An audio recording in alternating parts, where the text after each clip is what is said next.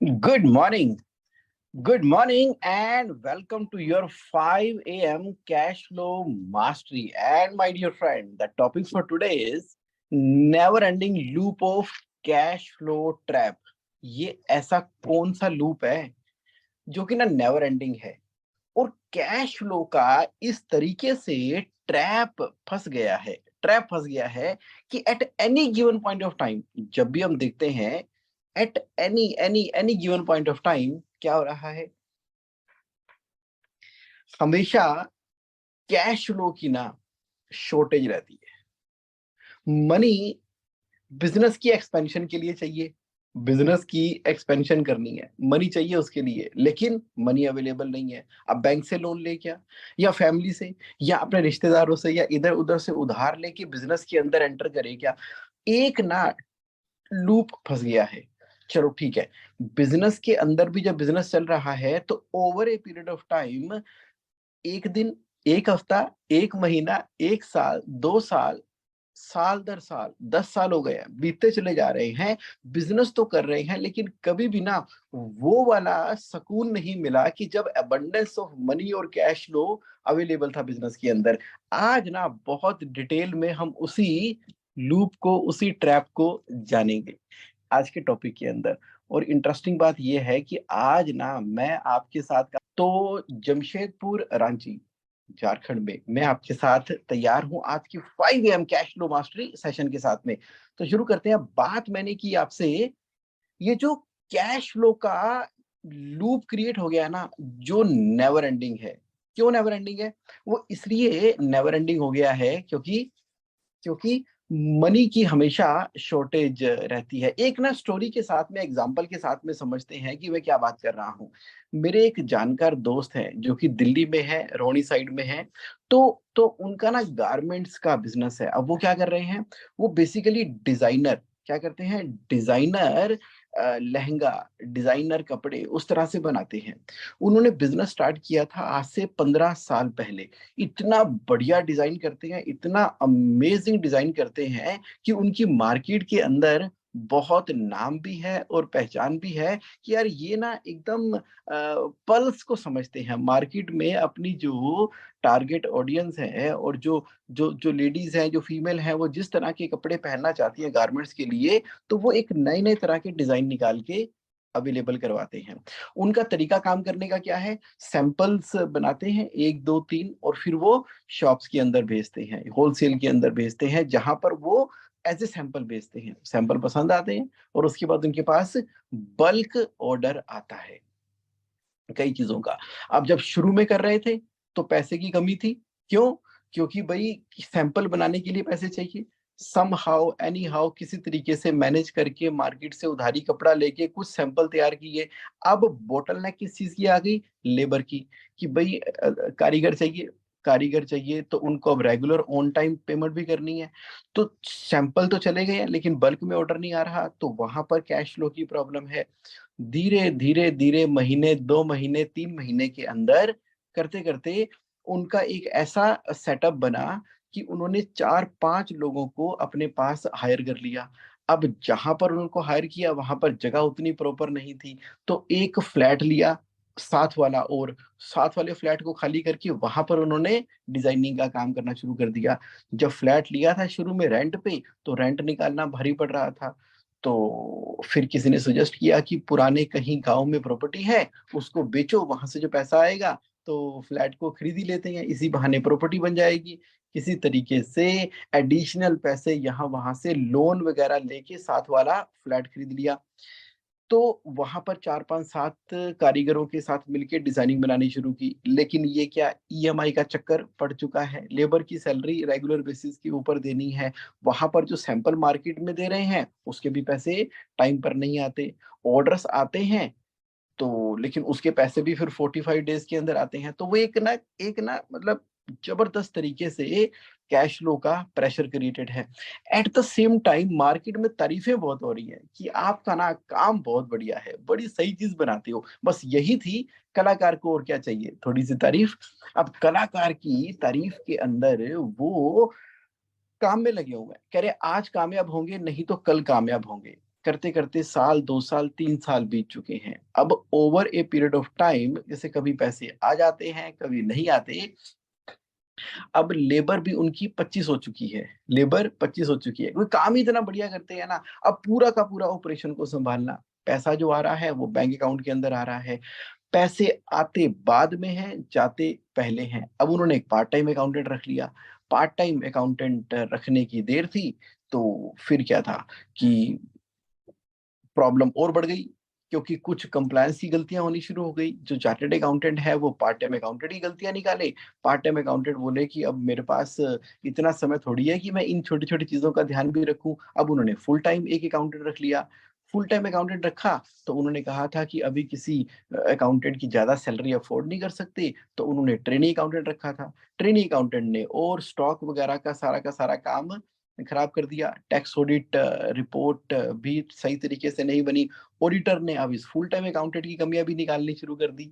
और यहाँ पर तो ये जो इशू चल रहे थे, तो ऐसे करते करते उन्होंने मुझे अप्रोच किया जब वो अपने करियर के 10 साल लगा चुके थे। कह रहे जगमोहन 10 साल से ना ये पूरा का पूरा कैश फ्लो का, बिजनेस का एकदम बुरा ही हाल है। मैं 10 सालों से बिजनेस कर रहा हूँ।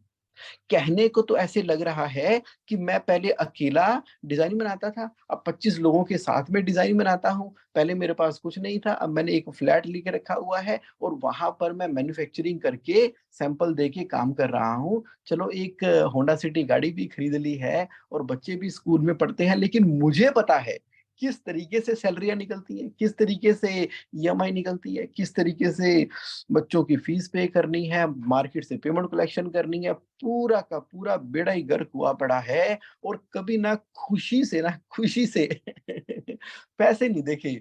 पैसे अगर मान लो 1 लाख रुपए पास में पड़े होते हैं ना, उसी समय 7 लाख या 8 लाख रुपए का आउटफ्लो एकदम से कंफर्म पड़ा होता है। तो ये पैसे ना अपने लगते ही नहीं है, ये तो बेगाने लगते हैं। ये ऐसा लूप है, ये कभी खत्म भी होगा क्या मेरी जिंदगी के अंदर? ओके, मैंने कहा ठीक है, जरा इसको ना शांति से, तसल्ली से बैठ के देखते हैं इस कैश फ्लो के लूप को।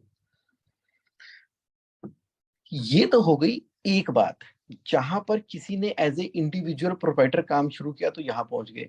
लेकिन कुछ ऐसा ही हाल मैन्युफैक्चरर्स का भी है। मैन्युफैक्चरर के पास भी कैश फ्लो की परेशानी रहती है। ये फैक्ट्री खरीदनी है, प्लांट और मशीनरी खरीदनी है, वहां पर एक अलग तरह की कैश फ्लो की प्रॉब्लम है। ऐसी ही प्रॉब्लम जो है वो ट्रेडर की है। ट्रेडिंग के अंदर अच्छा माल दिखा, माल तो खरीद लिया, अब जो खरीदा है वो बिक नहीं रहा, और भी खरीदने हैं, एक्सपेंड भी करना है। इतनी डिमांड मार्केट के अंदर है, लेकिन पैसे की कमी है, ट्रेडर भी परेशान है। सर्विस प्रोवाइडर कह रहे हैं कि काम तो कर रहे हैं, छोटा छोटा काम एज ए प्रोवाइडर करते रहेंगे तो ठीक है, लेकिन बड़ा काम अगर करना है, कोई बड़ा इवेंट करना है, कोई बड़े इवेंट मैनेजमेंट की कंपनियां होती है ना, तो जो कॉर्पोरेट्स होते हैं वो वहां पर पैसा इन्वेस्ट करना पड़ता है, चाहे वो सर्विस प्रोवाइडर है। बड़े आर्किटेक्ट हैं तो वो भी कह रहे हैं कि पूरी टीम रखनी पड़ती है, सेटअप रखना पड़ता है। जगमोहन कैश फ्लो तो वहां पर भी नहीं आता। ये माजरा क्या है, चाहे वो प्रोप्राइटर है, चाहे मैन्युफैक्चरर है, ट्रेडर है, बिल्डर है, कॉन्ट्रैक्टर है, जो भी कोई फॉर्म ऑफ बिजनेस है, कोई फॉर्म ऑफ बिजनेस है, कोई बिगिनिंग स्टेज के ऊपर है, कोई मिडिल स्टेज के ऊपर है, कोई ग्रोइंग स्टेज के ऊपर है, कोई ऑलरेडी एक लिस्टेड बड़ी कंपनी है, वहां हर जगह के ऊपर, हर जगह के ऊपर ये कैश फ्लो का ये लूप है, जहां पर फ्रीली अबंडेंस के अंदर मनी अवेलेबल नहीं होती। फ्रीली अबंडेंस में मनी अवेलेबल नहीं हो रही, because that is not available the everybody, चाहे वो अकाउंट्स डिपार्टमेंट वाले हैं, चाहे वो कौन है, चाहे वो बिजनेस ओनर है, मैनेजमेंट है, ऑपरेशंस हैंडल कर रहे हैं, टेक्निकलिटी हैंडल कर रहे हैं, लेकिन ये कैश फ्लो की समस्या का लूप कभी खत्म ही नहीं होता। मेरे दोस्तों सुन लो, इस तरह से ह्यूमन माइंड का जो डिजाइन बना हुआ है, उस ह्यूमन माइंड के डिजाइन के हिसाब से जब आप बिजनेस करते रहोगे ना, तो ऐसे ही लूप पे फंसे रहोगे। मतलब भाई ह्यूमन ही तो चलाते हैं बिजनेस को, तो ह्यूमन के माइंड से ही करेंगे। जगमोहन भाई क्या कह रहे हो? ये आप क्या बोल रहे हो? आहा, ह्यूमन माइंड जो है ना, वो इस तरह से डिजाइन है, इस तरह से डिजाइन है कि वो फाइट करता है या फ्लाइट करता है किसी भी सिचुएशन के अंदर। छोटी छोटी सिचुएशन के साथ में बिजनेस बना होता है। और हम क्या करते हैं, मोमेंट बाय मोमेंट डिसीजन ले रहे होते हैं। ठीक है, लाइफ को रन करने के लिए ठीक है, अपने इमोशंस के साथ में, क्योंकि ह्यूमन का माइंड जो डिजाइन हुआ है ह्यूमन की बॉडी को प्रोटेक्ट करने के लिए हुआ है। ये माइंड जो है ना, बिजनेस किस तरीके से करना है उसकी साइंस ही अलग है, उसकी साइंस ही अलग है। बिजनेस के अंदर जो कैश फ्लो को मैनेज करना है उसकी तो बिल्कुल ही डिफरेंट साइंस है, जिसको हम अंडरस्टैंड नहीं कर रहे, जिसको हम अंडरस्टैंड नहीं कर रहे। अब वो साइंस कौन सी है? वो साइंस है कैश फ्लो मॉडल की, कैश फ्लो मॉडल की। इस लूप से बाहर निकलना है ना, निकलना है लूप से बाहर, तो हमें एकमात्र ये काम करना है कि सबसे पहले डिक्लेयर करना है कि बिजनेस एक सेपरेट एंटिटी है। बिजनेस को रन करने के लिए, जैसे कार को रन करने के लिए पेट्रोल डीजल चाहिए, आजकल इलेक्ट्रिकल व्हीकल आई है तो ओके, तो उसी तरह से जो फ्यूल है ना आपके बिजनेस का, वो कैश फ्लो है। अब बिजनेस को सही तरीके से रन करने के लिए जितना रिक्वायर्ड कैश फ्लो है वो उसके अंदर डालना होगा। मतलब कि scale of the business, scale of the business. हम ना बिजनेस को इमोशंस के साथ में कर रहे हैं, स्केल के साथ में नहीं कर रहे। जैसे वो गारमेंट्स वाला बंदा था, अब उसने क्या किया, यहाँ वहां जहां तहां कुछ भी ऑर्डर पकड़ता रहता है, किसी का भी सैंपल बना देता है, कभी भी किसी भी एम्प्लॉय को हायर कर देता है, कुछ भी, मतलब ठीक है वो दिखी जाएगी, वो कर दो कर दो कर दो, ऐसी सक्सेस मिली है। वैसे हो सकता है सक्सेस मिल भी जाए, आपको मिल भी जाएगी क्योंकि आप मेहनती हो, लेकिन कैश फ्लो के अंदर सुकून नहीं मिलेगा। तो क्या करना पड़ेगा, स्केल समझना पड़ेगा कि किस स्केल के ऊपर आप काम कर रहे हो। रिवर्स कैलकुलेशन, जिसको हम बोलते हैं कैश फ्लो के मॉडल में। कैश फ्लो के मॉडल के अंदर सबसे पहले आप ना अपने बिजनेस के मॉडल में देखो कि इस नेक्स्ट महीने के अंदर मैं क्या आउटफ्लो करने जा रहा हूँ, क्या मेरा इनफ्लो आने की संभावना है। अगर इनफ्लो नहीं भी आ रहा तो कोई बात नहीं, टोटल आउटफ्लो कितना होना है उसको 3 से गुणा करो, उसको 3 से गुणा करो। जितना आपका आउटफ्लो अगले 3 महीनों के अंदर होना है ना, अगले 3 महीनों में जितना आउटफ्लो आपका होना है एक्सपेंसेस का, फिक्स्ड कॉस्ट का, उसको 3 से मल्टीप्लाई करो, उसको 3 से मल्टीप्लाई करो, उतने के बराबर का कैश रिजर्व होना चाहिए। Oh my God, O yes yes yes Jagmohan, अब समझ आया, अब समझ आया।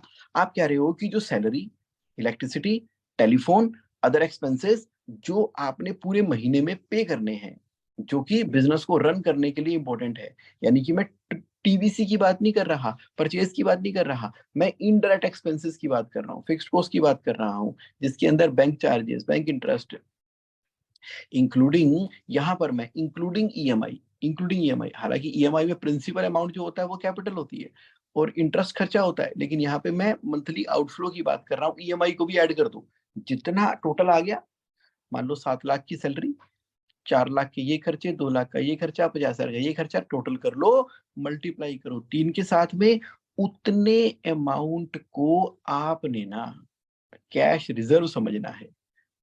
तो इतनी पूंजी मिनिमम सेपरेटली साइड पे पड़ी हुई बिजनेस को चाहिए। आपने ये कर दिया ना, बस फिर कोई ना आपको जीतने से रोक सकता, फिर हमेशा पैसे ही पैसे होंगे, क्योंकि इन पैसों का इस्तेमाल सिर्फ और सिर्फ कहाँ पे करना है, खर्चे करने में करना है। इन पैसों का इस्तेमाल नहीं करना परचेज करने में, वो अलग है। आप कह रहे हो जुमन क्या बात कर रहे हो, इतने पैसे कहाँ से आएंगे?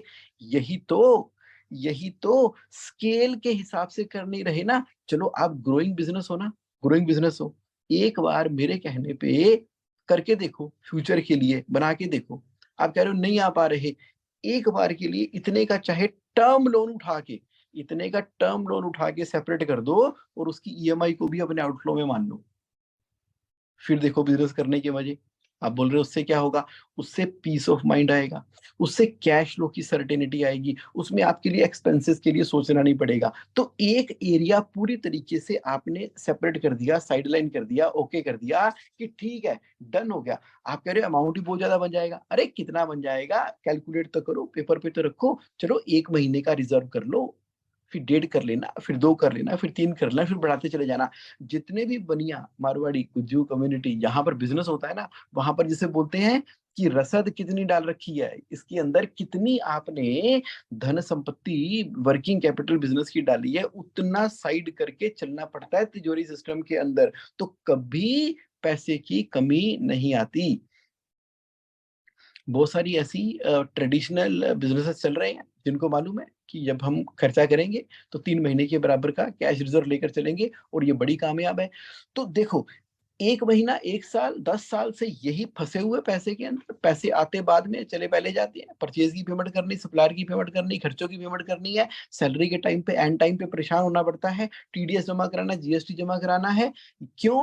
क्योंकि कभी बैठ के वो लिस्ट बना के 3 महीने के बराबर का रिजर्व नहीं बनाया था। आपने कहा ठीक है जगमोहन, बना दिया, रिजर्व कर दिया 3 महीने का, अब क्या करें? अब बिजनेस कैसे करेंगे?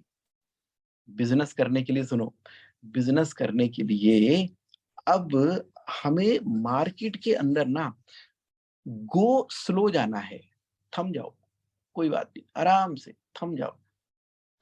आइडेंटिफाई करो कि किस कस्टमर के लिए आपने काम करना है। सारे के सारे कस्टमर आपके कस्टमर है ही नहीं। उन कस्टमर्स के लिए काम करना है जिनके साथ वैल्यू आपकी मैच करती है। वैल्यू सिस्टम यानी कि वो भी इंटेग्रिटी वाला है, आप भी इंटेग्रिटी वाले हो, वो भी सच में पैशनेटली डेडिकेटेड होके काम करना चाहता है। अगर आप B2B में कर रहे हो, अगर आप कस्टमर को प्रोवाइड कर रहे हो तो कोई दिक्कत नहीं है, लेकिन कस्टमर वो वाला जो कि आपको एडवांस पेमेंट करता है। अगर आपको एडवांस पेमेंट नहीं करता तो फिर चेक करो वैल्यू सिस्टम के ऊपर। मार्केट में जितने भी लोग बैठे हैं जो आपको बोलते हैं कि इतना माल सप्लाई कर दे, ये सर्विस दे दो, ये करा दो, वो करा दो, वो सारे आपके कस्टमर नहीं है। सारे आपके कस्टमर नहीं है भाई। आपकी सर्विस तो सबको चाहिए, लेकिन आप सबको थोड़ी दे सकते हो। आपको कैश फ्लो को ध्यान में रखना, करके चलना पड़ेगा। सामने वाले की क्रेडिबिलिटी और आपके क्राइटेरिया वो मीट हो रहे हैं क्या, तब करना है कस्टमर के लिए बिजनेस। अच्छा, तो फिर काम करो, बढ़िया करो, A1 करो, हाई क्वालिटी का करो, पूरे प्यार से, शिद्दत से, पैशन से, तरीके से करो सामने वाले का काम। और अब उसका काम करने के लिए जो ऊपर वाले खर्चे होते हैं ना, जिसको हम डायरेक्ट एक्सपेंसेस कहते हैं, परचेज कहते हैं, ये मार्केट से परचेज करना है क्रेडिट पे। Other people's money, other people's effort, ये है कैश फ्लो को मैनेज करने का दूसरा बड़ा फार्मूला। मतलब other people's money, other people's effort, यानी कि अब जो मटेरियल आप परचेज कर रहे हो, चाहे आप हॉस्पिटल ही क्यों नहीं रन कर रहे, हॉस्पिटल रन करने के लिए जो आपके पास मेडिसिन, दवाइयां जो आप परचेज करते हो फैक्ट्री से, डीलर से, डिस्ट्रीब्यूटर से, वहां पर आपका 45 डेज का क्रेडिट है। तो आगे आपके हॉस्पिटल में दवाइयां, और आप बेच रहे हो सबको, वहां पर अपनी चाहे केमिस्ट शॉप से बेच रहे हो, तो चाहे तो आप उनको रिकमेंड कर रहे हो, लेकिन पेमेंट आपने एक सेटलमेंट पीरियड की बात करनी है। आपके पास डॉक्टर्स आ रहे हैं, आपके पास कंसल्टेंट आ रहे हैं, प्रोफेशनल आ रहे हैं, उनकी भी पेमेंट करने का एक टाइम पीरियड है, क्योंकि डायरेक्ट एक्सपेंसेस है ना। आप कंसल्टेंसी पे कर रहे हो, कमीशन पे कर रहे हो, आप कपड़ा परचेज कर रहे हो, आप लोहा, सरिया, सीमेंट जो भी बाय कर रहे हो, आप क्रेडिट के ऊपर परचेज कर रहे हो। तो क्रेडिट पे इस तरीके से परचेज कर रहे हो कि ऊपर वाले हिस्से के अंदर जो आपने देना है, जो आपने देना है और जो कस्टमर से आपको मिलना है, मिलता पहले है और देना बाद में है। अगर मिलने की पेमेंट टर्म 30 डेज की है तो देने की 45 डेज की होनी चाहिए। चलो 31 डेज की होनी चाहिए। अगर मिलता 45 डेज में है तो देना 46 डेज में है, मिलता 60 डेज में तो देना 61 डेज के अंदर है, मिलता अगर 7 डेज के अंदर है तो देना आपको 8 दिन या उसके बाद है। दो हिस्से हो गए ना कैश आउटफ्लो आने के। ऊपर वाला हिस्सा यानी कि डायरेक्ट एक्सपेंसेस, नीचे वाला हिस्सा यानी कि फिक्स्ड कॉस्ट। फिक्स्ड कॉस्ट के लिए मैंने आपको बता दिया 3 महीने के बराबर का कैश रिजर्व है। अगर इतना नहीं इकट्ठा कर सकते तो छोटा बिजनेस करो ना, स्केल छोटा कर लो, कौन रोक रहा है? क्यों इतना बड़ा पंगा लेना है? बिजनेस वो बड़ा होता है जो कि ना ऐसे ऐसे रोल करता है, तेजी से इन्वेंट्री टर्न, तेजी से टर्न करता है और एक्सपैंड करता है। आप बड़े वाला बिजनेस चलाते हो लेकिन चक्का धीरे धीरे धीरे धीरे धीरे घूमता है, इन्वेंटरी टर्न ही 2-3 है। उसके बाद बड़ी मुश्किल से टाइम पर अपना माल सप्लाई कर पाते हो। छोटा कर लो, शिफ्ट कर लो, स्केलेबल कर लो। स्केलेबल के अंदर हमेशा 3 महीने के बराबर का रिजर्व रखो, इधर डायरेक्ट एक्सपेंसेस के अंदर other people's money, other people's effort, और कैश फ्लो वहां से आ रहा है। कारीगर है ना, कारीगर को भी आपने बेयर मिनिमम सैलरी के ऊपर, फिक्स्ड कॉस्ट के ऊपर रखा, और बाकी उसकी क्या रखी, वेरिएबल पे, किसके बेसिस के ऊपर? कलेक्शन के बेसिस के ऊपर। बना लो ना टेक्नोलॉजी, बना लो फार्मूले अपने सिस्टम के अंदर। सिस्टम के अंदर आपका ईआरपी सिस्टम है, बनाओ सिस्टम, जो सेल होगी, जो कलेक्शन आएगी, और जो आपके कारीगर टाइप के जो लोग हैं जिनको आप फिक्स प्लस वेरिएबल में कन्वर्ट कर सकते हो, करो ना फिक्स प्लस वेरिएबल के अंदर। तो इसका मतलब है कि जब फिक्स प्लस वेरिएबल में होंगे, वो डायरेक्ट एक्सपेंसेस के अंदर चले गए, तो उनके पैसे बाद में देने हैं, कलेक्शन पहले आनी है। तो आपके ऊपर तो कोई कैश फ्लो का प्रेशर रह ही नहीं गया, क्योंकि इतना कॉन्शियसली बैठ के कैश फ्लो के बारे में कभी सोचा ही नहीं ना, कभी सोचा ही नहीं। बस एक ही चीज सोची है, बड़ा बिजनेस करना है, और बड़ा बिजनेस करना है, और बड़ा बिजनेस करना है, बस यही दिमाग चलता रहता है। अरे बड़ा बिजनेस तो करना है, लेकिन स्केल के साथ में करना है। स्केल, आज छोटा स्केल है, फिर बड़ा स्केल है, फिर बड़ा स्केल है, फिर बड़ा स्केल है, फिर कितना भी बड़ा स्केल हो जाए, जितना भी बड़ा स्केल हो जाए, लेकिन फंडामेंटल तो सेम रहते हैं। आज एक मैकडोनल्ड उसी स्केल पे चलता है, 10 उसी स्केल पे चलते हैं, 100, 1000 ये उस स्केल के ऊपर चल रहे हैं। जब आप जूम इन करके किसी भी बिजनेस के स्केल में जाओगे, तो आपको पता लगेगा, अच्छा यार, माइक्रो लेवल के ऊपर तो साइंस वैसी है। जैसे कि आप हो गए, फिर आपका परिवार हो गया, फिर आपका मोहल्ला हो गया, फिर आपकी सिटी हो गई, फिर आपका स्टेट हो गई, फिर आपकी कंट्री हो गई, फिर आपका पूरा वर्ल्ड हो गया। तो यानी कि अगर आप माइक्रो लेवल पे देखोगे कि अंदर खाते स्केल तो सेम ही चल रहे हैं, स्केल तो सेम ही चल रहे हैं। उसी तरीके से पृथ्वी है, पृथ्वी जो है एक सोलर सिस्टम का पार्ट है, सोलर सिस्टम एक गैलेक्सी का पार्ट है, और पता नहीं कितनी गैलेक्सियां हैं, सारी गैलेक्सियां मिला के एक यूनिवर्स का पार्ट है। आजकल तो मल्टी यूनिवर्स की बात हो रही है। इसका मतलब है जो स्केल है, वो स्केल माइक्रो लेवल पे तो उसी तरीके से काम करता है। जैसे एक रजनीकांत की मूवी नहीं आई थी, चिट्टी चिट्टी था उसके अंदर हमारा हीरो, राइट। तो उसके अंदर पहले वो एक रोबोट बनाता है, एक से वो दो रोबोट बनते हैं, फिर रोबोट अपने आप को बनाते हैं, अपने आप से अपने आप को बनाते हैं, मल्टीप्लाई करते जाते हैं, स्केल बड़ा हो जाता है। लेकिन जब एक रोबोट बना था ना, उस स्केल का वो सही बना था, वो रोबोट स्केल आपका आपका अपना बिजनेस है, वो आपका अपना बिजनेस है। आप कह रहे हो जगमोहन, समराइज करो, क्या कहना चाहते हो 2 लाइनों के अंदर? मैं ये समराइज करना चाहता हूं कि जो आप लगातार कैश फ्लो के लूप के अंदर हो और कभी भी पैसे अवेलेबल नहीं होते, उसकी गलती नंबर 1 ये है कि आपके पास फिक्स्ड एक्सपेंसेस के 3 गुना के बराबर का रिजर्व नहीं होता। और जब भी कलेक्शन आती है, तो वो रिजर्व बढ़ता चला जाता है। कलेक्शन आती है, वो रिजर्व हमेशा लेकिन 3 महीने का मेंटेन रहता है। एक गलती ये कर रहे थे।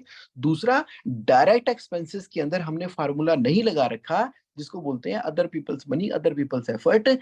ढंग के लोगों के साथ में, ढंग के लोगों से लेते हुए हम बिजनेस करेंगे, और वहां पर क्रेडिबिलिटी का इस्तेमाल करेंगे। क्रेडिबिलिटी से माल खरीदेंगे, पेमेंट टर्म के हिसाब से पे करेंगे, तो डायरेक्ट एक्सपेंसेस हो गए। और मैंने सबसे इंपॉर्टेंट जो बात की, वो आपके स्केल की बात की, कि आपका बिजनेस एक सॉल्यूशन टू दी प्रॉब्लम है, और वो जो प्रॉब्लम आप सॉल्व कर रहे हो, वो सबसे ज्यादा इंपॉर्टेंट है।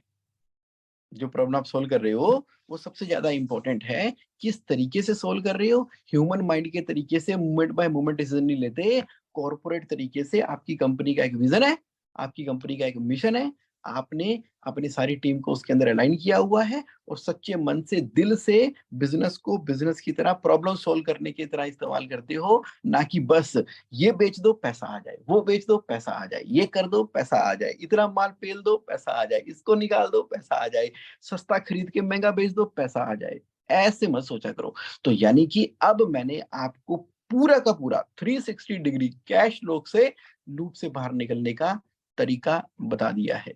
तो आज के लिए ना मेरे दोस्तों इतना ही। तो मैं साइन ऑफ करता हूं। आज देखो मोबाइल के ऊपर रिकॉर्डिंग बना रहा हूं 5 AM की, जमशेदपुर के अंदर हूं, और सुपर एक्साइटेड हूं। मेरी यहाँ पर एक के बाद एक 2 बढ़िया मीटिंग्स लाइंड अप हैं। अच्छा, FC21 का सेशन भी यहीं से ही होगा, और उसके बाद एसोसिएशन की मीटिंग होगी। तो I am super excited for this amazing amazing day. और यहाँ आते हुए तो यहाँ की ग्रीनरी, यहाँ का माहौल, साफ सुथरा हिसाब किताब, दिल्ली वालों को तो वैसी ही बड़ी ग्रीनरी पसंद आती है। Thank you. चलिए, thank you very much for participating today in 5 AM cash flow mastery. Hope कि ये आपके लिए वैल्यूएबल रहा होगा। नेक्स्ट सैटरडे फिर मिलेंगे एक नए टॉपिक के साथ में, डिटेल में क्लोज बाय क्लोज एनालिसिस करेंगे कैश फ्लो के एक नए एरिया क्या। So have a great and amazing time. Thank you, thank you, thank you.